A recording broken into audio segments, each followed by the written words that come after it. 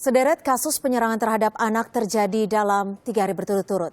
Sabu, Raijua NTT dan juga Bandung, Jawa Barat, di dua daerah ini anak jadi korban penyerangan. Kini peran negara tentunya dinantikan. Lantas sejauh mana perlindungan khususnya bagi anak bisa dilakukan? Bersama kami telah hadir Kepala Divisi Sosialisasi Komisi Perlindungan Anak Indonesia, Erlinda. Bu Erlinda, langsung saja jika Anda dari KPAI sendiri melihatnya, kasus ini menjadi korban adalah kebanyakan anak-anak. Secara singkat, seperti apa KPAI melihat kasus ini? Ya, kita tahu bahwa anak adalah kelompok masyarakat yang sangat rentan karena mereka secara psikis maupun secara fisik sendiri memang belum matang. Dalam arti kata secara fisik kita tahu kan kecil yang mudah untuk bisa mengalami hal apapun. Secara psikis pun juga memang mereka juga belum bisa memikirkan hal-hal yang bagaimana untuk proteknya mereka. Atau kita berikan edukasi sehebat apapun pada saat sang anak tumbuh kembangnya juga belum bagus, itu pun juga tidak. Jadi artinya apa? Kami sebagai lembaga negara pengawasan kepada penyelenggaraan perlindungan terhadap anak ini, kami mendorong agar pemerintah, khususnya pemerintah daerah, itu memapping bagaimana keadaan masyarakat itu sendiri. Untuk mengetahui bahwa bagaimana pencegahannya, bagaimana pada saat terjadi kasus seperti ini. Karena kasus seperti ini bukan yang pertama kali, tapi ini sangat menghentakkan kita. Mengapa? Karena terjadi di sekolah, di tempat yang kita tahu anak-anak kita dititipkan untuk mereka tidak hanya menimba ilmu, tapi untuk karakter mereka dan sebagai tempat yang aman. Tapi kenapa kok menjadi tempat yang tidak aman dan tidak nyaman seperti itu? Nah, ini yang menjadi sorotan adalah di mana anak-anak seharusnya merasa nyaman, aman, mendapatkan fasilitas pendidikan yang dimana orang tua pastinya sudah tidak perlu berpikir banyak ketika anak sekolah, tapi justru terjadi peristiwa yang sangat tragis. Apakah pengamanan dari pemerintah daerah sendiri kurang begitu peka atau seperti apa Anda melihatnya? Yang pasti kalau kita melihat bahwa kami melihatnya bahwa ini kan seseorang atau kelompok masyarakat, karena kemarin kan satu yang sudah mengalami akhirnya mereka meninggal ya, dan 6 lagi ditenggarai juga kelompok dari sang yang pelaku satu tadi. Nah, kami melihatnya bahwa pemerintah daerah bukan berarti tidak bisa melindungi, tapi belum bisa melihat termapping kira-kira bentuk-bentuk kekerasan yang akan terjadi pada saat kondisi bagaimana. Nah itu.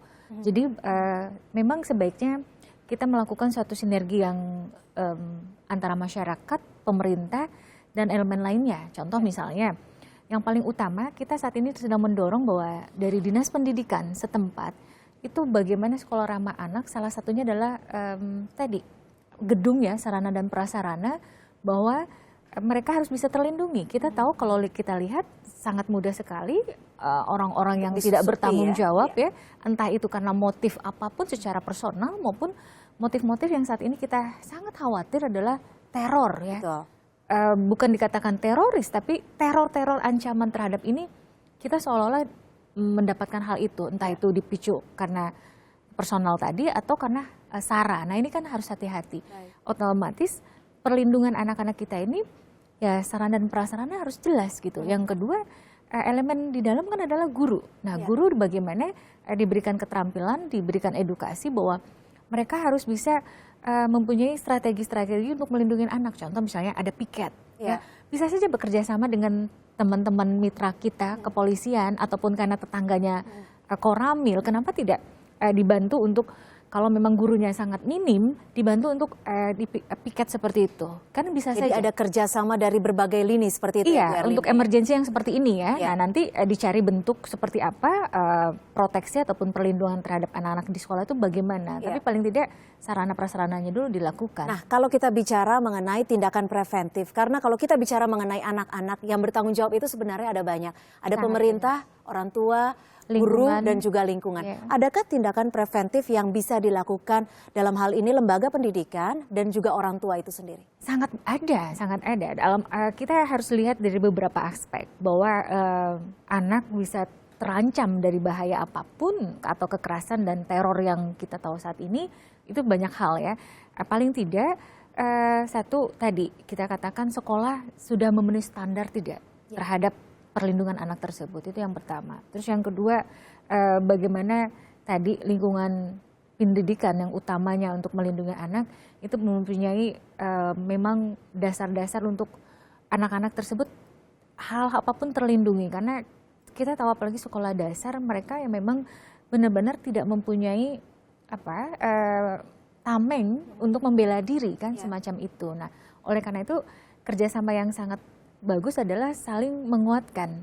Yang utama adalah saat ini pengawasan bersama-sama, dalam arti kata orang tua pun tidak bisa menitipkan sebegitu saja kepada kepada lembaga pendidikan bahwa semua akan baik jika dititipkan, tidak. Tapi ada kerjasama juga semacam itu.